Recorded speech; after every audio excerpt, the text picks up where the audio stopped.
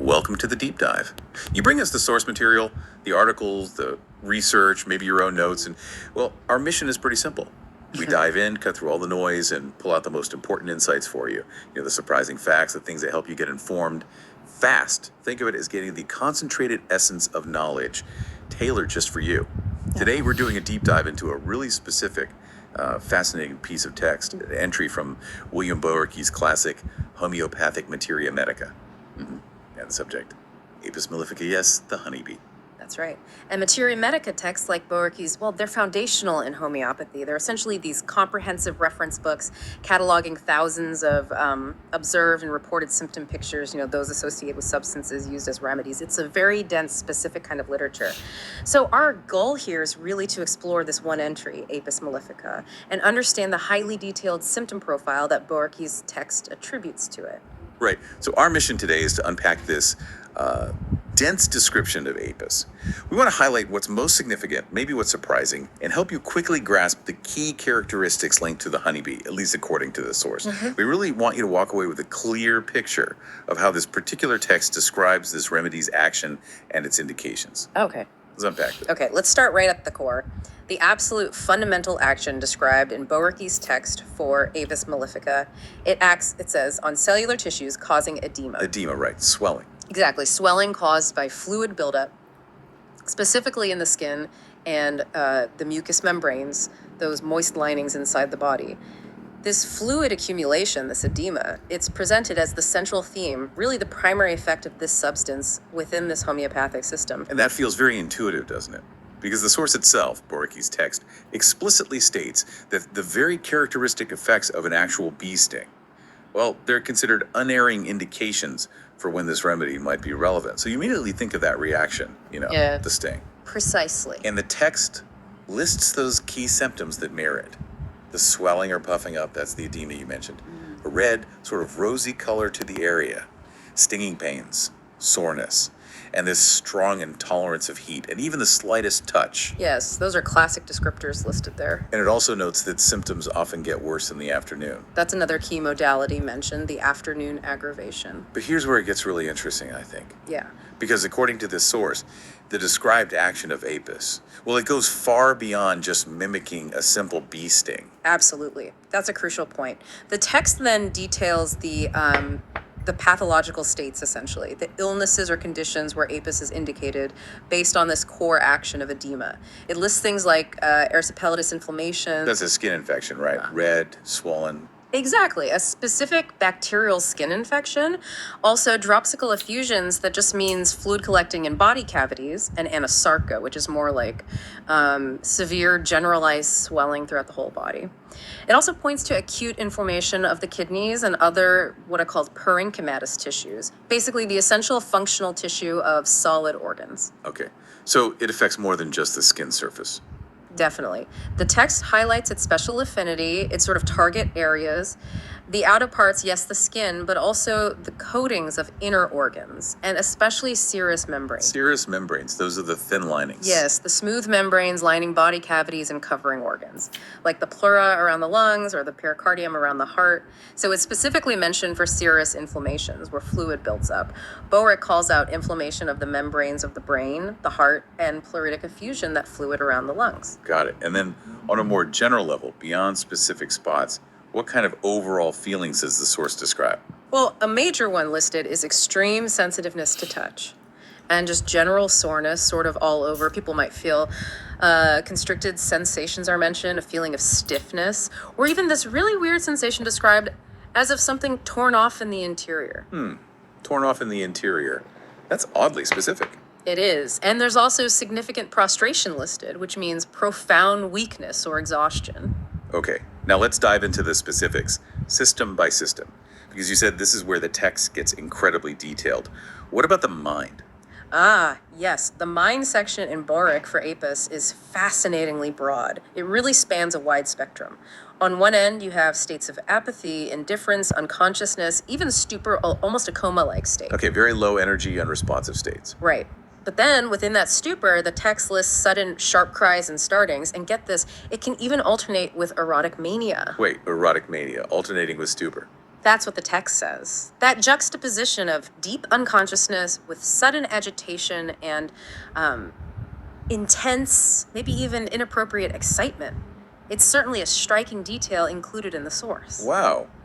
I definitely wouldn't have connected that to a bee remedy. No, it's quite specific. There's also a sensation described of dying, a feeling of being listless and difficulty thinking or concentrating. And what about the more sort of emotional or personality side? Well, the text also lists things like being jealous, fidgety, hard to please. Then there are sudden shrill, piercing screams, which seem distinct from the cries in stupor, also whining, tearfulness, and again, jealousy, fright, rage, vexation, grief. So it's a whole range then, from that passive stupor all the way to really intense, agitated emotions like rage and jealousy. Exactly, a very wide spectrum described for the mental state. Okay, what about the head? What kind of symptoms are listed there? For the head, the text mentions the entire brain feeling very tired. Vertigo dizziness is listed, often coming with sneezing and feeling worse when lying down or closing the eyes. Pains can be present too. Things like heat, throbbing, or a distensive full feeling. These are described as being better with pressure but worse with motion. Sudden stabbing pains are also mentioned. Any specific locations for head pain? Yes, there's a specific dull, heavy pain noted in the occiput, the back of the head described as from a blow, and it extends down to the neck. And as surprising as it sounds, the source does weirdly associate this particular occiput pain with sexual excitement. Okay, there's that theme again. Linking occiput pain to sexual excitement and stupor to erotic mania. Boericke definitely lists connections that, well, they challenge common medical understanding, don't they? They certainly present a unique set of correlations. Another listed symptom related to the head is the action of boring the head into the pillow and screaming. This is often noted in severe head affections or brain inflammation described in these texts. Moving to the eyes. You said these descriptions are vivid. Oh, incredibly vivid. The eyelids are described as swollen, red, edematous, puffy, with fluid sometimes averted, meaning turned outwards, and inflamed, with burning and stinging sensations, of course. That fits the bee sting picture again. It does. The conjunctiva, that membrane covering the white part of the eye and lining the lids, is bright red and puffy. Lacrimation, tearing, is described specifically as hot. Hot tears. Interesting detail. Yes, and there can be sharp, piercing pains around the eye sockets. The source details serous exudation, that's the oozing of watery fluid, the edema we keep mentioning, and those sharp pains. It also covers more severe conditions like suppurative inflammation, which means pus formation, keratitis, that's inflammation of the cornea, the clear front part of the eye, with intense chemosis, which is extreme swelling of that conjunctiva, and even corneal staphyloma, a bulging of the cornea after severe inflammation. Wow. Sounds serious. It does paint a picture of severely affected eyes. Interestingly, it's also mentioned in the text as potentially helping to prevent styes. So a whole range from irritation to severe pathology. Okay. What about the mouth and throat? Also described in striking detail. The tongue can be fiery red, swollen, sore, raw, maybe with little blisters or vesicles. There's a sensation of scalding noted throughout the mouth and throat. The tongue itself can feel scalded, red hot, and even trembling. Gums and lips, especially the upper lip, can be swollen. And the throat lining. The membrane lining the mouth and throat is described very specifically. Glossy, as if varnished, red, shining, and puffy, looking like that erysipelas skin condition. Like erysipelas, but inside the throat. That's the description. In the throat proper, symptoms include a constricted feeling, stinging pains, a swollen uvula, that dangly bit at the back looking sort of sac-like, and swollen tonsils that are puffy and fiery red. Ulcers can appear on the tonsils, and there's this peculiar description of a fiery red margin around leathery membrane. Plus, a sensation listed as of a fishbone in the throat, which is similar to another remedy called hepar sulf in these texts. The fishbone sensation. Yeah. Okay. Moving down to the stomach. What does Boericke list there? Well, a general sore feeling is mentioned. But a really distinctive symptom highlighted in this source is thirstlessness. Thirstless. That seems counterintuitive for something causing swelling and inflammation. It does, and it's explicitly called out as characteristic in the text for apis. It also mentions vomiting food and, interestingly, a craving for milk. Thirstless but craves milk. Okay. And the abdomen. In the abdomen, there's a feeling of soreness, like it's bruised, especially when you press on it or even when sneezing. It's described as extremely tender. Dropsy, that fluid accumulation in the abdomen known as ascites, and peritonitis, inflammation of the abdominal lining, are both listed as conditions where APIS might be indicated according to this text. Any specific locations mentioned? Yes, and this is interesting. Swelling in the right groin is specifically mentioned. The right side again. Exactly. Notice that right-sided theme starting to emerge. We saw a hint maybe with the face, and now the groin, and as we'll see later, the ovary too. Fascinating. Okay, what about stool and urine? Are there specific points there too? Oh, definitely. Some very specific points in Borg's description. Stool can be involuntary, meaning uncontrolled, happening with every movement. And the anus can feel open, it can be bloody but painless, or the anus just feels raw and sore. Hemorrhoids, those swollen veins near the anus, are mentioned, particularly with stinging pain, especially after childbirth. Okay. Diarrhea is described as watery, yellow, resembling what the text calls the cholera infantum type, a severe dehydrating diarrhea often seen in infants in that era. And you mentioned a really particular symptom. Yes, this is one of those unique ones you find in Materia Medica. The text states, cannot urinate without a stool. Cannot urinate without having a bowel movement. That's the listed symptom. Stool can also be dark, foul-smelling, and worse after eating. Constipation is also listed, interestingly, with a sensation as if something would break on straining. Wow, that's Wow. very specific. And the urine itself. Regarding the urine, there's burning and soreness when passing it. Urination can be suppressed, meaning very little or no urine is produced. And the urine that is passed might be loaded with casts, which are microscopic tube-shaped particles, often indicating kidney issues. Okay. Urination can also be frequent and involuntary, with stinging pain and strangury, that's difficulty in pain, passing urine, often just in drops. The urine is described as scanty, so a small amount, and high-colored, meaning dark.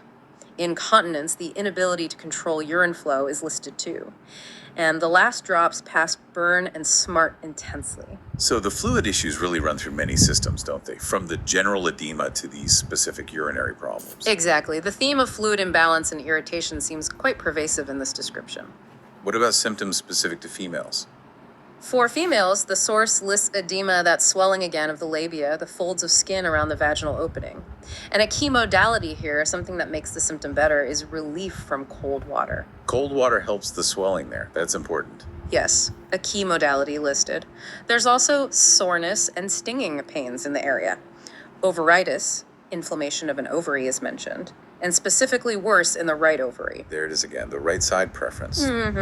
Reinforcing that pattern. Suppressed menses, meaning absent periods, can occur, often alongside cerebral or head symptoms, particularly noted in young girls. Dysmenorrhea, which is painful periods, can be associated with severe ovarian pains.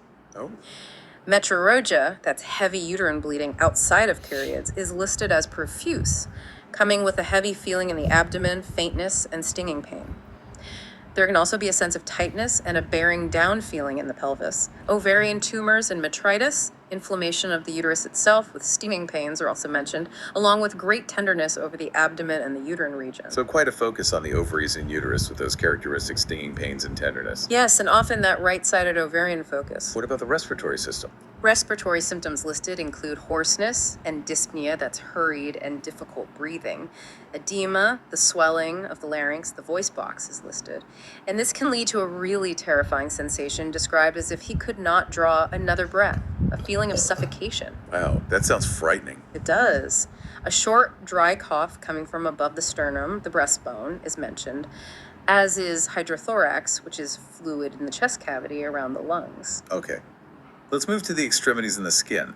I imagine the edema shows up prominently here. Oh yes, widespread edema is a prominent feature, which you'd expect given the core action described.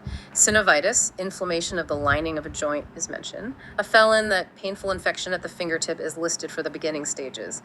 The knees can be swollen, shaney, sensitive, sore, with stinging pain. Stinging pain in the joints, too. Yes. The feet can feel swollen and stiff, and there's a description of them feeling too large. Rheumatic pain, joint and muscle pain in the back and limbs is listed, along with a general tired, bruised feeling. Numbness of the hands and fingertips is also noted. And the skin itself, besides the general swelling.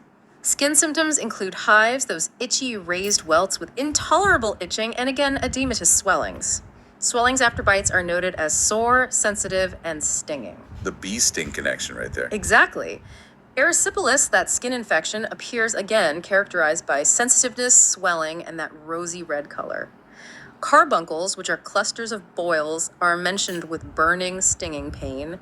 And the text specifically highlights a sudden puffing up of the whole body. So you can really see how these surface symptoms, like the hives or the erysipelas, directly relate back to that initial description of cellular tissue edema causing puffiness and swelling. Makes sense. What about sleep? For sleep, the source lists being very drowsy. Dreams can be full of care and toil, like feeling you're working hard in your sleep. And there can be screaming and sudden starting during sleep. Disturbed sleep then. And fever. Any specific patterns there? Yes, for fever, the description notes a chill occurring in the afternoon. And interestingly, with thirst, Thirst with the chill. But you said earlier it's characteristically thirstless. exactly. This is a point where the text lists thirst, specifically with the chill phase, contrasting with the general thirstlessness mentioned under the stomach section. It suggests maybe specific states or stages where thirst does appear. Okay, that's a nuance. Definitely. The fever itself is described as worse on motion and from heat. There can be external heat, but with a smothering feeling. Sweat is described as slight and associated with sleepiness. Perspiration can break out and then dry up frequently. And the text notes that the person sleeps after the fever paroxysm, after the intense stage. After sweating. After perspiration, a nettle rash, like hives, can appear, sometimes accompanied by shuddering. So highs even linked to the fever cycle. Okay. That brings us to the modalities, right? The things that make symptoms better or worse. Precisely. And the source summarizes these, which are considered really crucial clues for matching a remedy according to the system. Symptoms are described as being consistently worse with heat in any form, worse with touch, worse with pressure, worse late in the afternoon, there's that timing again, worse after sleeping, worse in closed and heated rooms, and notably worse on the right side of the body. That right-sidedness is a strong theme. Okay, worse heat, touch, pressure, afternoon, after sleep, indoors, right side. And what makes things better? Symptoms are listed as consistently better in the open air, better with uncovering, and better with cold bathing or applications. Right, like the cold water for the labial swelling we mentioned. Yeah. It's fascinating how specific these are, and sometimes, as you pointed out, almost counterintuitive when you look at the whole picture, like the general thirstlessness, but then thirst with the chill. Or the relief from cold contrasting with the general worsening from heat overall, though maybe locally cold health specific swellings. Exactly. These modalities are key distinguishing features in this system. The source also briefly touches upon the relationship of APIS to other remedies. It lists some as complementary, meaning they might work well after APIS, or inimical, meaning they might interfere with its action in this system. It also suggests comparisons to other substances like cantharis or lachesis. So it places it within a larger network. Yes, within the materia medica system. The dosage information given in Boericke is quite broad, ranging from the tincture, which is a material extract, up to the 30th potency, a highly diluted preparation. It suggests lower potencies might be used more for the edematous conditions. It also notes that the action can sometimes be slow, maybe taking several days to observe fully, and that increased urine output is sometimes seen as a result, which ties back nicely to the fluid regulation theme. It also mentions apium virus at the 6th trituration, just another form of preparation mentioned in the text.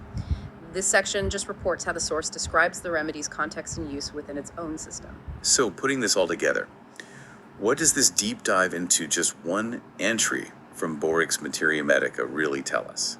It gives you a window, doesn't it, into the incredibly detailed level of observation and symptom correlation that goes into defining a homeopathic remedy like Apis mellifica, according to the specific text anyway. It's clearly not just about the common effects of a bee sting. It's this complex tapestry of symptoms described across literally every system of the body, often with these highly particular characteristics and modalities. Exactly. Texts like Boericke's are used as reference tools. Practitioners using this system aim to find a substance whose described symptom picture most closely mirrors the specific individual symptoms a person is experiencing at that moment.